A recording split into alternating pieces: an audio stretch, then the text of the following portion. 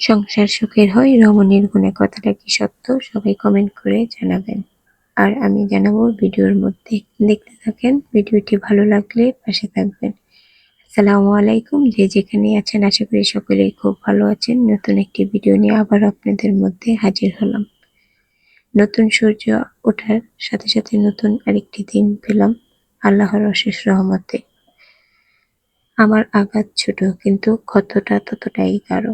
একটা ফ্যামিলিতে যখন একটা মেয়ে বউ হয়ে আসে, তখন সে ৫ দিক দিয়ে সম্পূর্ণ থাকে না। যেমন হাতের ৫ আঙ্গুল সমান থাকে না, তেমন একজন মেয়ে কিংবা ছেলে ৫ দিক দিয়ে সম্পূর্ণ থাকে না। দুজন ব্যক্তি যেমন ২ ফ্যামিলিতে বড় হওয়া, তেমনি তাদের চালচলন, কথাবার্তা সবকিছুই ভিন্ন রকম হতেই পারে। তার মানে এই না যে একজন সমস্যার মধ্যে থাকলে আরেকজন তাকে সাহায্য করবে না। আসলে মেয়ে কিংবা ছেলে যেই সমস্যায় থাক না কেন, একজন আরেকজনের পাশে থাকা উচিত।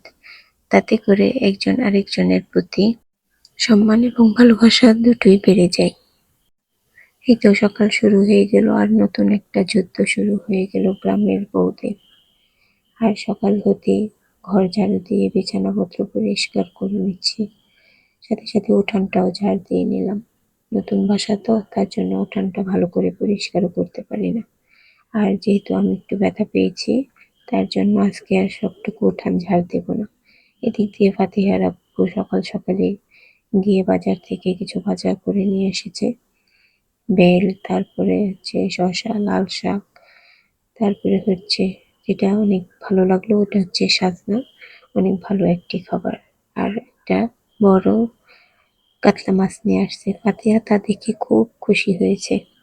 তাকে ধরতে বলতেছি, সে ধরতে চাইল না, ভয় পাইতেছিল। আর এদিক দিয়ে বসার জন্য মুড়া আনতে যেয়ে মিঠু এসে মাছ খাওয়ার জন্য প্রস্তুত। আর এই তো বসে পড়লাম মাছের আঁশ ছোটানোর জন্য। কাটতে বসে যে দেখলাম পায়ের মধ্যে খুব ব্যথা পেতেছি। আর এই তো দেখেন, আমার হাত দেখা মাত্র এখন দেখা যাচ্ছে আরেকজন কারো হাত। তো এখানে ফাতিহার আব্বু বসে গেছে মাছ কাটার জন্য। আর এদিক দিয়ে আমার বড় মেয়েও স্কুল থেকে চলে আসছে। এখন আর কি বাচ্চাদেরকে গোসল দেওয়াবো, দুপুরে খাওয়া দাওয়া করাবো, তারপর নিজেও গোসল দিয়ে তারপর আবার রান্নার কাজে চলে আসবো, যেহেতু রমজান মাস। আর এদিক দিয়ে আমি একটুও বসতে পারতেছিলাম না পায়ের উপর ভর দিয়ে, কারণ আমার পায়ে ব্যথা।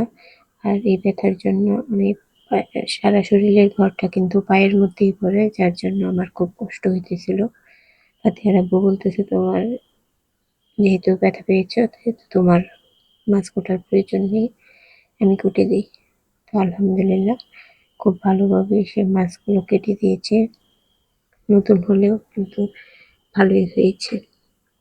তো আমারও অনেক উপকার হলো। আর এদিক দিয়ে যেহেতু মাছ রান্না করবো সাজনা দিয়ে, সেহেতু ক্ষেত থেকে গিয়ে নতুন পেঁয়াজ, তারপরে ধনেপাতা আর টমেটো নিয়ে আসলাম।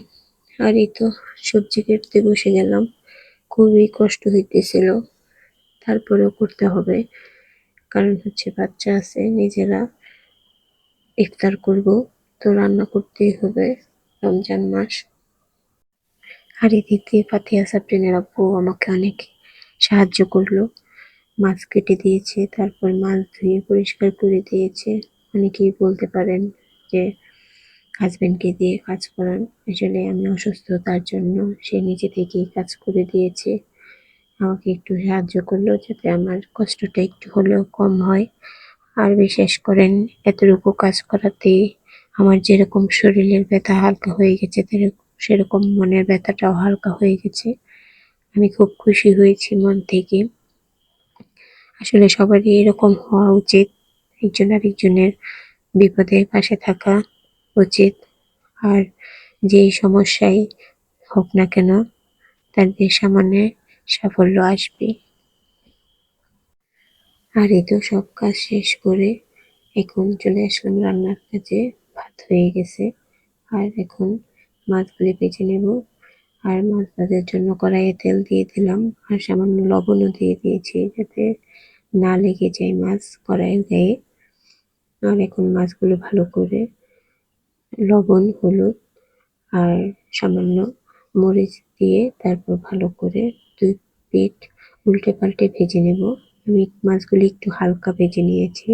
বেশি গাঢ় ভাজা দিলে হাতিহারা তেমন পছন্দ করে না বা আমরা নিজেরাও পছন্দ করি না। তো মাছগুলো ভাজা হয়ে গেছে, আর একটু সামান্য ভাজা মাছের তেলের সাথে আবার একটু তেল দিয়ে দিলাম, আর তেল দিয়ে তারপরে বাটা মশলাটা দিয়ে দিলাম। বাটা মশলা দিয়ে তারপর লবণ, হলুদ, মরিচ, ধনিয়ার গুঁড়া দিয়ে তারপরে গরম মশলাটা নেড়ে চেড়ে সামান্য পরিমাণ পানি দিয়ে দেবো। পানি দিয়ে তারপর মশলাটা আবার ভালো করে কষিয়ে নেব। এখন ঢাকা দিয়ে দিয়েছি। তো মশলাটা ভালো করে কষানো হয়ে গেছে। এখন সবজিগুলো দিয়ে দিলাম, আর সবজিগুলি দিয়ে আবারও ভালো করে একটু সবজি আর মশলা কষিয়ে নিয়ে তারপর এখানে পানি দিয়ে দেব। আর আমি তরকারি রান্না করলে বেশিরভাগ সময়ই গরম পানিটা দেওয়ার চেষ্টা করি, তাতে খাবারের স্বাদটা ভালো থাকে। তো তরকারিটার মধ্যে বলক চলে আসছে। এখন মাছগুলো দিয়ে দেব। মাছগুলো দিয়ে তারপর ভালো করে হয়ে আসলে কিছু পরিমাণ ধনিয়া পাতা দিয়ে দেব। নিজের ক্ষেত থেকে তুলে আনা ধনিয়া পাতা। আর এখন যখন শীতের সিজন, এখন ধনিয়া পাতাটা পাওয়া যায়। আর আমরাও খেতে খুব পছন্দ করি, তার জন্য সব সবজিতেই ধনিয়া পাতাটা দিতে চেষ্টা করি। তো এই তো মাছের তরকারিটা হয়ে গেল। তো পরিশেষে এটাই বলবো, সংসার সুখের হয় রমণীর গুণে, যদি গুণবান পতি থাকে তাহারও শোনে। ভিডিওটি এই পর্যন্তই ছিল। আল্লাহ হাফিজ।